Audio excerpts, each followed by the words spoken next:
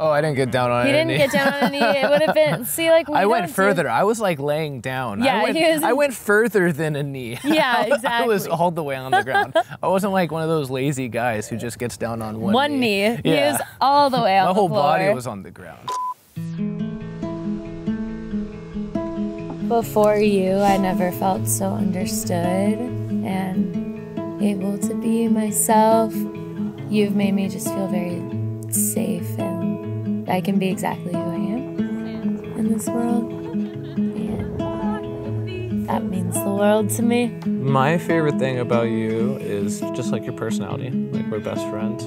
Trying to squeeze in an afternoon, it's amazing. Or living out of the back of my truck for a couple weeks, like, I never really get tired of hanging out with you or being with you. So mainly just your personality. You're beautiful too. Thank you. So we met at AMR, where we were both at the time working, and she was a new hire. I'm with my FTO, Joey, and he traded onto a shift with a guy that I'd never met.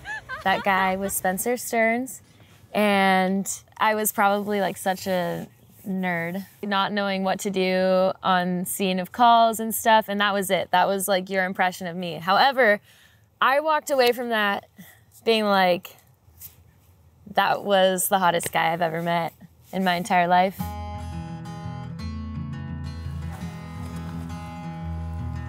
I would show people his Instagram and be like, this guy's super hot.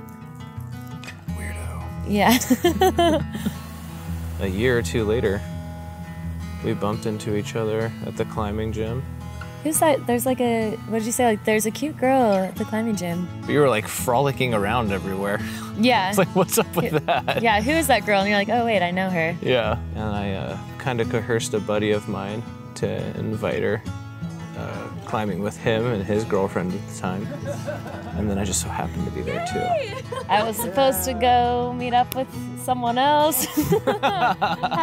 And I kept putting off that meeting up with someone else because I found out Spencer Stearns, this guy that I thought was really hot, was single, and then that he thought I was cute, which was kind of crazy to me because I didn't know that you even really knew my name. Eventually you ended up driving me home at a later date, and then we like talked all night until like 5 in the morning. Yeah, and then kind of we just kept hanging out ever since. Yeah. We spent all of our time together talking, kind of just meeting up until random hours of the night, just laying on like climbing pads on the beach. So when you drove me home that night, it was kind of an excuse to like keep hanging out. And then we were just like talking and laying back, and I'm like, look, you have a sunroof, we can watch the stars, because there were like a bunch of shooting stars that night for whatever reason. And then, yeah, we were keeping score. It was intentional because I wanted him, like I wanted to keep beating you so that we would stay in the car longer, trying to beat each other. So it was our 2-year dating anniversary, and Spencer made all these nice plans. We went horseback riding, and we had a guide, and the guide on the horseback riding tour, it was really funny. He's like, oh, this guy's still just your boyfriend? Like, he had no idea that Spencer was planning to propose. He was just kind of being annoying about it, quite frankly. And yeah, he was like, if this guy doesn't propose to you, you better leave him, kind of thing.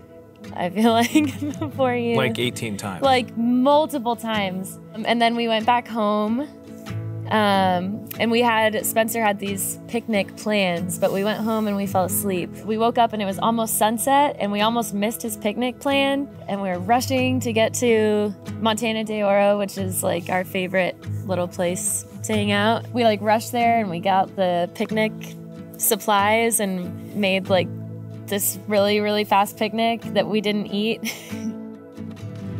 And then you asked me. You said some really sweet things, and we were like laying on this blanket and cuddling. I remember knowing that I had a feeling you were going to ask me. I was just enjoying the last little moments cuddling on your lap. I was like, oh my gosh, I think he's not going to be my boyfriend ever again. Ex-boyfriend now. Yeah.